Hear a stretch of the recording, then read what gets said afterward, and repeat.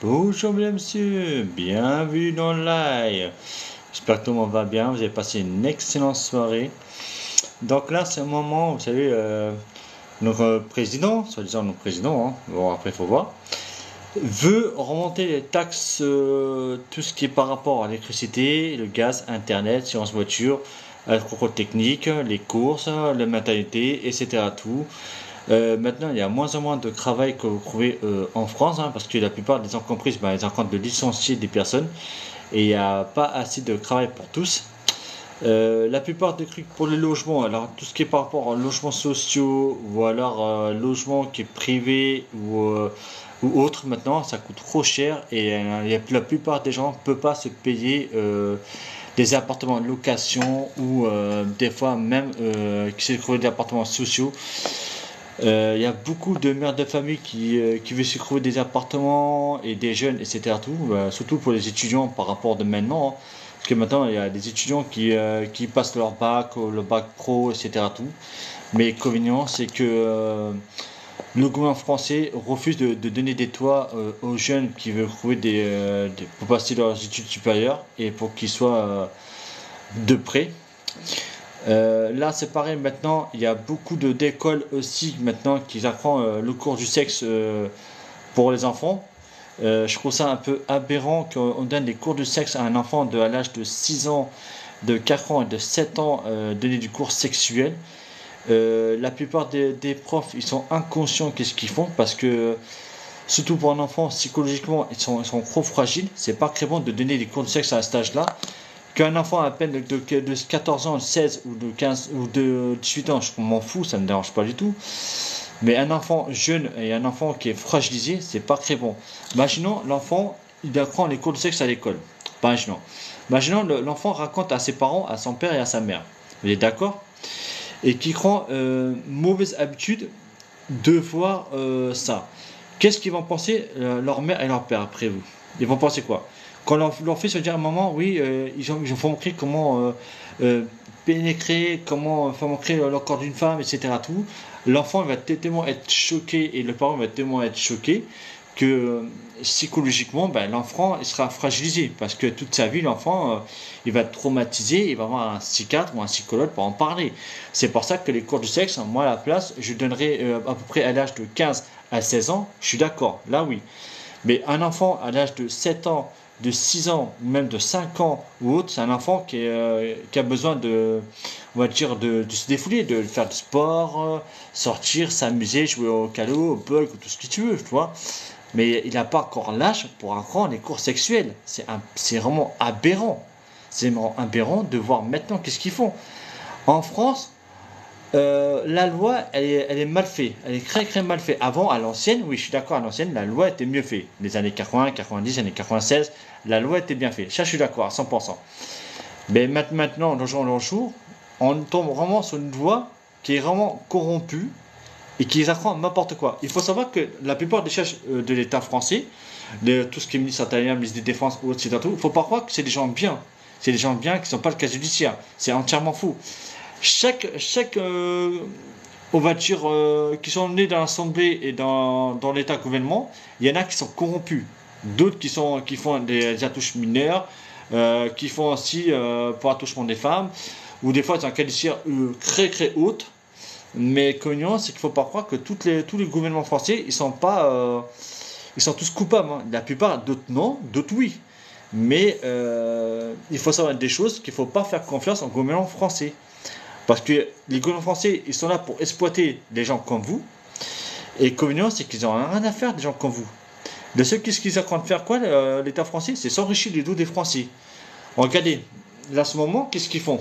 Ils sont en train de faire expulser des territoires des autres personnes. Comme par exemple, tout ce qui est marocain, algérien, tunisien, kabyle, antillais, égyptien, togolais. Il y a même aussi des personnes qui sont italiens, portugais, etc. Tout. Ils sont en train d'expulser du territoire français. Mais à quoi ça sert? Ça sert à rien du tout. Parce que le c'est qu'il faut dire, c'est grâce aux migrations qui sont en France. C'est grâce à eux qui construisent l'autoroute, qui construisent, on va dire, les bâtiments, qui construisent la technologie, l'hôpital, qui construisent plein de choses. C'est grâce à eux qui font ça. S'ils ne sortaient pas là pour ça, ben, Comment vous allez faire que la France fonctionne bien? Impossible. Impossible.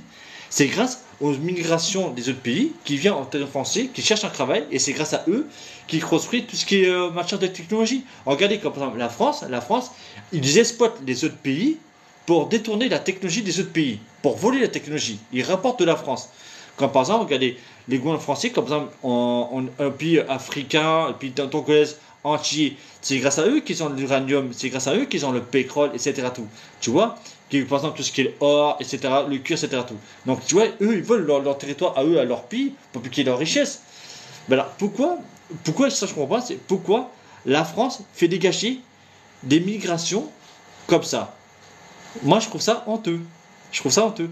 Parce qu'il faut dire, c'est grâce aux autres pays que tu as la richesse, la technologie. C'est grâce aux autres pays que, par exemple, tu as des meubles, de la nourriture, que tu as aussi par rapport d'autres pays qui te soutiennent et qui sont les autres pays qui peuvent t'aider par rapport à la France. Mais non, la France fait quoi? Ben, eux, c'est son contraire. Ils exploitent et après, quand ils n'ont plus besoin, ils te jettent. Ben, franchement, je trouve ça vraiment dégueulasse, honteux. Parce qu'il faut savoir que, mesdames, messieurs, il n'y a pas des gens comme par exemple en France, tout le monde dit oui, les Marocains, les Algériens, les Égyptiens, les Kabyles, etc., c'est eux qui foutent la merde. Non, faux, faux, faux. C'est pas les Marocains, les Algériens, etc., tout, ou n'importe quel pays qui foutent la merde. Ça n'a rien à voir, ça n'a rien à voir, ça. C'est le gouvernement français, c'est eux qui foutent la merde. Parce qu'en fait, le gouvernement français, tout ce qu'il veut faire après vous, qu'est-ce qu'il veut faire? Il veut diviser chaque pays différent, et après, il veut mettre les autres personnes à activer la haine et la violence, comme par exemple la discrimination. Vous savez, quand par exemple il dit oui, c'est eux qui foutent la merde, l'autre c'est l'autre, l'autre c'est le parti, l'autre c'est là. Bah en fait, qu'est-ce qu'ils font? Ils vous forcent à vous bagarrer entre vous pour activer la haine et la violence, comme par exemple le problème de racial. Ça, c'est une chose à pas rentrer dedans.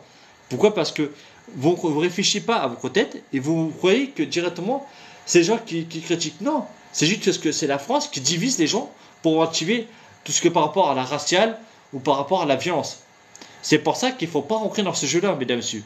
Vivez pour vous-même, vivez pour votre famille, mais ne calculez pas le gouvernement français comme il vous force à activer la haine et la violence. En contraire, ce n'est pas une chose bonne, c'est une chose mauvaise. Ensuite, le seul problème qu'il y a sur TikTok, arrêtez de juger sur la religion. Chaque religion est différente. Il n'y a pas de différence de classement de religion. On a un casse de Dieu sous terre, mais c'est juste la religion qui change. C'est tout. Il faut arrêter de juger sur ça. J'ai remarqué beaucoup sur TikTok, il y a beaucoup de gens qui par rapport à ça, qui activent la haine et la violence par rapport à la religion. L'autre il est chrétien, l'autre il est catholique, l'autre il va dire les témoins de Jéhovah, l'autre il fait le Coran, l'autre il fait les juifs, etc. Il n'y a pas de classement. Il y a pas, arrêtez. C'est pas comme si on fait tourner un judéa-pique ou autre machin, ça n'a rien à voir. Qui compte, c'est que tant que vous faites votre propre religion, votre propre foi, il n'y a pas de différenciement, de classement. Chaque personne est librement de choisir sa propre religion et sa propre foi. Arrêtez de juger sur ça. Vous activez la haine et la violence sur Internet. C'est pas une chose très bonne, mesdames, messieurs. Réfléchissez un peu et soyez correct entre vous-même. Arrêtez d'activer la haine et la violence. C'est tout ce que j'ai à dire. Voilà. Donc j'espère que vous avez adoré la vidéo. Je vous souhaite une excellente continuation et une très bonne soirée. Vous savez que nous, en tant qu'Animus, nous sommes les gens. Nous ne pardonnons pas. On est là pour diffuser la vérité. On n'est pas là pour tuer ni la haine ni la violence. Au contraire, on est là pour vous, pour diffuser des informations réelles. Pas des informations bidons comme il y a à la télé, au gouvernement français ou par rapport à des chaînes télé. Parce que vous savez qu'il faut savoir que les chaînes de montage, c'est très facile de faire des montages copier-coller et de faire des montages vidéo qui datent depuis longtemps et de faire des copier-coller pour faire croire que c'est la guerre maintenant, etc. Tout, qui sont entièrement faux. Ne calculez pas BFM Télé ni quoi que ce soit. Ils vous racontent que des mensonges. Si vous voulez vraiment écouter les vraies informations, écoutez des Animus. Il y en a beaucoup de vidéos Animus. Hein. On est tellement plein dans n'importe quel pays. On est plusieurs Animus, que ce soit femmes ou hommes. Mais écoutez des vraies informations. N'écoutez jamais les informations bidons qui se passent à la télé. Parce que vous tombez dans leur piège et c'est n'importe quoi. Voilà, j'espère que ça vous a plu. Et je vous laisse passer une bonne continuation. Prenez bien soin de vous et prenez bien fait gaffe à vous. Allez, ciao les amis et à bientôt. Peace.